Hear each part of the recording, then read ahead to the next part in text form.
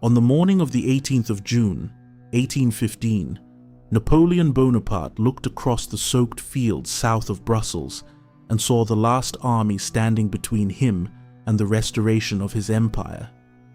He had escaped from Elba, returned to France, rebuilt his power in 100 days, and forced Europe into one final confrontation.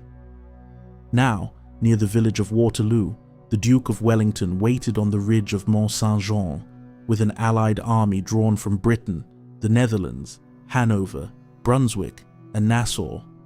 Napoleon expected to break that line before the Prussians could arrive. His first target was not Wellington's center. It was a walled farm on the Allied right flank called Hougoumont. The French attack there was supposed to be a diversion, pull Wellington's reserves away, weaken the main line, and prepare the blow that would finish the battle. Instead, the farm swallowed French battalion after French battalion for almost the entire day. Then, at the worst possible moment, French soldiers smashed through the north gate and poured into the courtyard. If that gate stayed open, Hougoumont could fall. If Hougoumont fell, Wellington's right flank could be turned. Lieutenant Colonel James Macdonnell of the Coldstream Guards and Corporal James Graham ran into the chaos and helped force the gate shut. So how did one farm, meant to distract Wellington, become one of the places where Napoleon's final army began to break? The campaign had moved at frightening speed. Napoleon crossed into Belgium in June because he knew the Allied powers gathering against him would become too strong if he waited. On the 16th of June, he defeated Blucher's Prussians at Ligny, while Marshal Ney fought Wellington's men at Quatre Bras. Wellington then withdrew to the ridge at Mont Saint-Jean, a position he had already studied as ground where he could make a stand. By the morning of Waterloo, Napoleon's problem was time. He had to break Wellington before the Prussians could return to the battlefield in strength. Hougoumont stood forward of Wellington's right, roughly 500 yards from the Allied main line. It was not just a farmhouse. The complex included a chateau, a chapel, courtyards, gardens, orchards, walls, gates, and farm buildings. To someone passing through the countryside, it might have looked like a rural estate. To Wellington, it was a lock on the right side of his battlefield. If the French seized it and pushed through the ground beyond, they could threaten the flank of the Allied army and force Wellington to shift men away from the ridge. Wellington understood the danger before the first French attack began. His army was not a single national machine. It was an alliance, and some of its units were more experienced than others. He needed strong points that could stiffen the line and make Napoleon pay for every approach. In the center stood La Haye-Sainte, another farm that would become vital later in the day. On the right stood Hougoumont, a place that could protect Wellington's flank if held, or endanger the entire position if lost. The defense of Hougoumont was not purely British, though British memory often makes it feel that way. Nassau troops, Hanoverians and other Allied soldiers helped defend the wider position, especially the woods and outer ground. The most famous part of the fight, however, belonged to the British Guards. The light companies of the Coldstream Guards and the 3rd Foot Guards, later known as the Scots Guards, became central to the defense of the buildings and walls. Lieutenant Colonel James Macdonnell commanded key Guards elements there, while Lord Saltoun and other officers fought in the early struggle around the orchard and wood. Napoleon's first attack against Hougoumont came late in the morning. His brother, Jérôme Bonaparte, commanded a division in Reille's corps, and French infantry advanced towards the woods south of the farm. The intention was limited at first: attack the place, force Wellington to react, draw Allied reserves to the right, and make the center easier to break later. On paper, it made sense. Hougoumont was visible, important, and tempting. It was exactly the kind of position a defender could not afford to lose, but the ground immediately complicated the French plan. The attack did not move across a clean parade field. French soldiers had to fight through woods, orchard, hedges, smoke, and broken lines of sight. The defenders gave ground where they had to, then counterattacked when the chance appeared. The French pushed into the orchard and towards the buildings, but once they came near the garden walls, they met a different kind of resistance. Guardsmen fired from behind cover and from improvised firing positions, turning walls and platforms into a killing ground for men trying to cross exposed patches of earth. Before the battle closes around the farm, write in the comments where you are watching from. Waterloo was fought near a Belgian village by armies drawn from across Europe, and Hougoumont became one small place where Napoleon's comeback began to narrow. So tell us your city and country below. As the French pressure grew, Hougoumont began to do exactly what Napoleon had wanted, but in the wrong direction. It absorbed men. The problem was that those men were French. Jérôme's attack, intended as a diversion, became a fight he could not easily abandon. Each repulse made the next assault feel necessary. Each time French troops were thrown back, commanders could convince themselves that one stronger push would finally take the farm. Hougoumont always looked close enough to take, and that made it dangerous for Napoleon. The defenders had advantages, but those advantages required constant work. Walls gave cover only while men guarded the gates and loopholes. Buildings gave shelter only while fire and artillery did not turn them into traps. The farm could be supplied only while routes from Wellington's line remained usable. Ammunition had to be moved forward. Wounded men had to be dealt with. Officers had to decide whether to reinforce a threatened point or preserve men for the next assault. Hougoumont was not a magic fortress. It was a defensive system held together by men making practical decisions under pressure. The fighting intensified through the late morning. French infantry pressed through the wood and orchard, sometimes driving Allied troops back from the outer ground. The guards and Allied defenders countered from the walls and buildings. Smoke made the fight harder to read. Men who thought they had cleared one section could find fire coming from another. The French could see the walls, the gates, and the roofs, and that visibility created the illusion that the place was almost theirs. But the closer they came, the more the shape of the farm favored the defender. Wellington watched from the ridge and had to judge the balance carefully. If he ignored Hougoumont, he risked losing the anchor of his right flank. If he fed too many men into it, Napoleon's diversion would succeed by pulling strength away from the main line. That was the tension of the day. Wellington supported Hougoumont enough to keep it alive, but not so much that his center was stripped bare. Napoleon, meanwhile, found that his supposed diversion was becoming a drain on French strength. The most dangerous crisis came at the North Gate. That gate was necessary because men, ammunition and messages had to move between the farm and Wellington's line. But the same gate that kept the defense connected also gave the French a target. During one assault, Sous-Lieutenant Legros of the French 1st Light Infantry, remembered by the nickname the Smasher, attacked the gate with an axe. The wood gave way. French soldiers surged through the opening and entered the courtyard. For a moment, Hougoumont was not being attacked from outside. It had been breached from within. That changed everything. The French did not need to capture the entire complex immediately. They needed to keep that opening alive.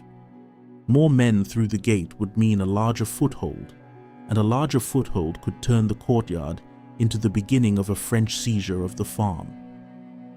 The defenders would then be forced to fight room by room and wall by wall, while Wellington's right flank came under a danger it had avoided all morning. Macdonnell saw the threat and moved towards it. Corporal James Graham of the Coldstream Guards helped in the desperate effort to shut the gate while French soldiers were still trying to force their way through. Other guardsmen fought in the courtyard at close range. The French who had entered were trapped and killed. The gate was forced shut against the pressure outside. That was the moment Hougoumont survived its nearest disaster. The action was not grand in the way cavalry charges look grand from a distance. It was a physical struggle at a wooden gate, carried out in smoke, noise, and confusion by men who had seconds to understand what failure would mean. Wellington later said that the success of the battle turned upon the closing of the gates at Hougoumont. Whether he meant it literally or as a soldier's compressed judgment, the point was clear. A battle involving tens of thousands had, for a moment, narrowed to a gate and the men forcing it closed. If you enjoy military history where battles turn on ground, timing and men making decisions under impossible pressure, subscribe to the channel. And before Napoleon's main attacks crash into Wellington's line, right where you are watching from, because this farm became one of the places where Europe's future was decided.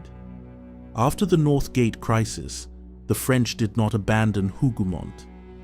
The fighting continued for hour after hour. Napoleon ordered artillery fire against the buildings, and parts of the complex began to burn. The barns and farm structures that had sheltered defenders became sources of smoke and heat. The chapel survived, but much of the surrounding area turned into a ruined defensive maze. Wellington reportedly sent instructions that the position had to be held at all costs, and the men inside understood that phrase in the simplest possible way: stay, fire, carry ammunition, block the gaps, and do not let the French turn the farm. The wider Battle of Waterloo was now developing with terrifying force. To the east and centre, d'Erlon's corps attacked Wellington's line. French cavalry later charged again and again against Allied infantry squares. La Haye-Sainte in the centre became another desperate point, and its fall later in the day placed Wellington's line under severe pressure. The Imperial Guard, Napoleon's final great reserve, still waited. Yet through all of this, Hougoumont continued as a battle inside the battle, pulling French attention and manpower into a place that refused to produce the quick result Napoleon needed. That is the strategic importance of the farm. A diversion is useful when it costs the defender more than it costs the attacker. Hougoumont reversed that equation. Wellington spent men and attention to hold it, but the French spent more trying to take it. Napoleon needed concentration against the decisive parts of the ridge. Hougoumont encouraged dispersal. It was visible enough to demand action, strong enough to resist capture, and important enough that French commanders could not simply pretend it did not matter. The courage of the French attackers should not be dismissed. They advanced against walls, musketry, close fire, and repeated failure. Many were veterans of an army that had followed Napoleon through years of war, and they fought in Belgium with the belief that one victory might restore the emperor's position in Europe. Their failure at Hougoumont was not a failure of nerve. It came because the farm gave determined defenders the kind of ground where courage and cover could magnify each other. Inside Hougoumont, the defenders were not thinking in the language of future legend. They were dealing with the immediate tasks of survival. Men fired through loopholes and over walls. Ammunition had to be brought forward under danger. Fires had to be controlled when possible and endured when not. Wounded men lay in and around buildings that might be struck again at any moment. Officers and non-commissioned officers had to keep the defense functioning while the farm's physical shape changed under fire. The Nassauers, Hanoverians, and other Allied defenders contested the outer ground, and the guards held the buildings with grim steadiness. The Coldstream guards became tied forever to the defense because of the North Gate and the walls, but Hougoumont was also a coalition fight in miniature. Wellington's army itself was a coalition, and the farm reflected that reality. British heroism stood there, but it stood beside Allied endurance. As the day wore on, Hougoumont helped preserve Wellington's confidence in his right flank. That mattered because a commander under pressure must make decisions based on what he believes will hold. If Hougoumont had fallen early, Wellington might have been forced to shift reserves, alter his line, or respond to a French threat rolling into his flank. Because it held, he could keep focusing on the main ridge, where the decisive pressure would come. Hougoumont did not make Waterloo easy for Wellington. It made Waterloo manageable for longer than Napoleon could afford. By late afternoon, the farm and its surroundings had become one of the bloodiest places on the battlefield. French attacks had produced loss after loss without possession. Allied defenders had paid heavily too, because holding a burning strongpoint for hours is not a cost-free achievement. The fight for Hougoumont and its nearby ground caused thousands of casualties. The place that had begun as a tactical distraction had become a furnace for men on both sides. Napoleon still had not lost the battle. His army remained dangerous, and Wellington's line was under extreme pressure. La Haye-Sainte fell. French artillery moved closer. Allied units were battered. The Prussians were arriving from the east, but they were not yet a complete answer. Napoleon still had one final card to play: the Imperial Guard. If the Guard broke Wellington before the Prussian pressure became decisive, Napoleon might still turn the day. When the Imperial Guard advanced late in the battle, it carried more than military weight, it carried myth. These were the troops associated with Napoleon's greatest campaigns, men whose presence could steady French morale and terrify opponents. But myth has to survive contact with musketry, artillery, and exhausted defenders who understand that the entire day has narrowed to the next few minutes. Wellington's line held. The Guard was repulsed. Across the French army, the psychological effect was immediate and devastating. If the Guard could be stopped, the battle could not be saved by belief alone. Hougoumont was still in Allied hands when Napoleon's final attack failed. That fact matters. The farm had not won Waterloo by itself, but it had helped create the conditions in which Wellington could survive until the Prussians arrived, and until Napoleon was forced to gamble with his last reserve. The French attack intended to pull Wellington out of position had instead helped fasten him in place. A farm meant to distract the defender had distracted the attacker. A secondary fight had become a consuming struggle. After the battle, Hougoumont no longer looked like the neat rural estate that had stood there before the guns opened. Buildings were burned, walls scarred, gates battered, and courtyards marked by close fighting. Around it lay the evidence of a struggle that had lasted almost the entire battle. Waterloo ended Napoleon's rule for good. He abdicated again, surrendered to the British, and was sent into final exile on St. Helena. Europe's political future did not turn on one gate alone, but there are moments when vast forces are forced through a very small opening and fail. This is why Hougoumont still matters. It shows that battles are not decided only by the largest maneuvers or the most famous charges. Sometimes they are shaped by local fights that distort a commander's plan. Napoleon needed speed, concentration, and a decisive break in Wellington's line. Hougoumont gave him delay, dispersion, and frustration. Every failed attack made the farm more expensive. Every hour it held kept Wellington's right secure.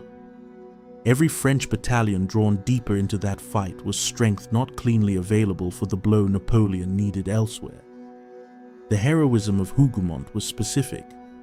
It was Macdonnell seeing that the North Gate had to be shut before a breach became a collapse. It was Graham helping force that gate closed while French soldiers pressed forward. It was guardsmen firing from walls and platforms until attacks broke apart. It was Nassau and Hanoverian troops contesting the outer ground when giving it up too easily would have exposed the farm. It was men staying inside a burning position because leaving it might expose the army behind them. Napoleon did not lose Waterloo because of Hougoumont alone.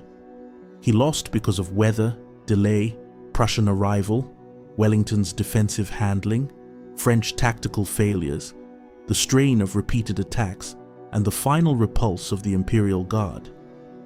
But Hougoumont mattered because it denied him control over the shape of the battle. He wanted to make Wellington react. Instead, the farm made the French react to failure after failure. Sometimes the place that helps break an army is not the center of the map. Sometimes it is a farm whose walls force a great commander to spend men he cannot spare. Sometimes it is a gate closed under fire by men who understand the danger before anyone behind them can see it. At Waterloo, Hougoumont helped turn Napoleon's final campaign from a comeback into an ending. If this story changed the way you see Waterloo, subscribe to the channel, leave a like, and tell me in the comments which battle, commander or regiment before 1900 we should break down next.